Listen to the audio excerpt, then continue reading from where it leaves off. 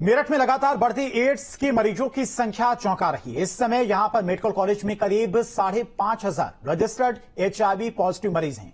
इनमें बढ़ी संख्या युवाओं की है। एक अनुमान के मुताबिक पिछले 3 सालों में यह संख्या लगभग 2 गुनी हो गई है। देखिए इस पर एक रिपोर्ट।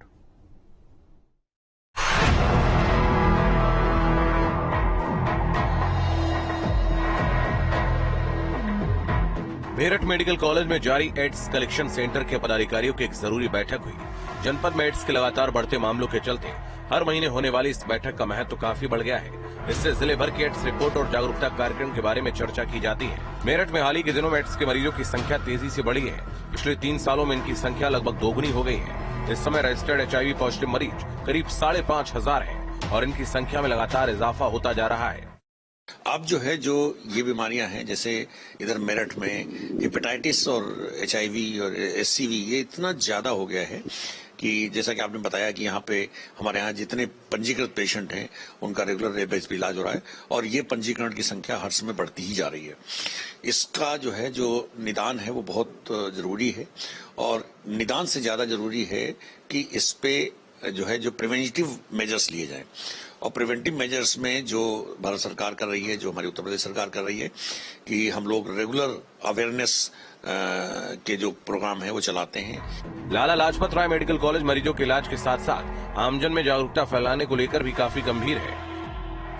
मैं मेरठ मेडिकल कॉलेज में हूं और यहाँ एचआईवी सेंटर में लगातार मीटिंग्स इसको लेकर होती हैं और ये सारे जितने भी लोग आपको दिखाई दे रहे हैं और एक्सपर्ट्स जो यहाँ बैठे हैं ये एचआईवी कलेक्शन सेंटर से हैं। लगातार इस रिपोर्ट पे मॉनिटरिंग होती है और ये देखा जाता है कि इस महीने कितने एचआईवी नए पॉजिटिव्स आए हैं।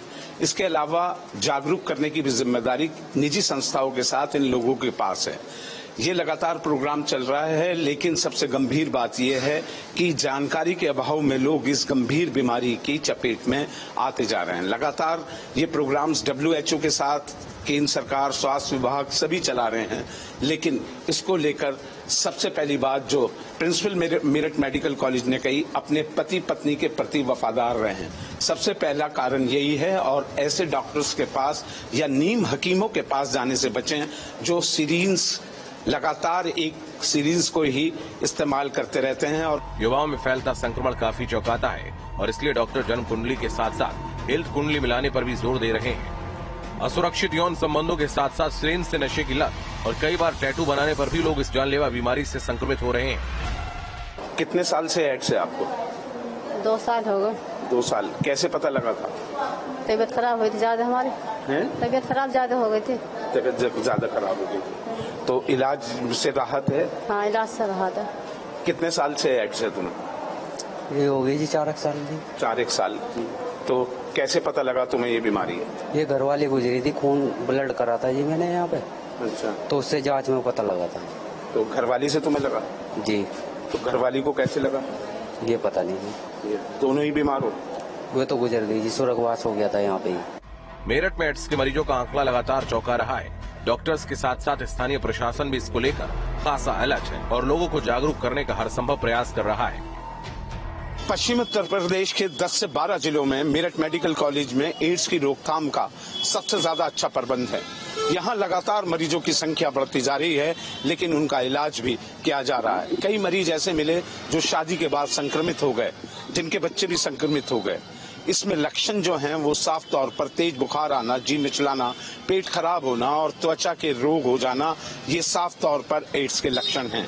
सबसे ज्यादा असुरक्षित शारीरिक संबंधों के कारण और डिस्पोजल सिरिंज यूज न करने के कारण गांव देहात के लोग इसकी चपेट में सबसे ज्यादा आते हैं। अगर एक एड्स पीड़ित ने कोई इंजेक्शन लगाया गांव देहात में और उसी सिरिंज को उस नीम हकीम ने इस्तेमाल कर लिया तो इससे बीमारी तेजी से फैल रही है।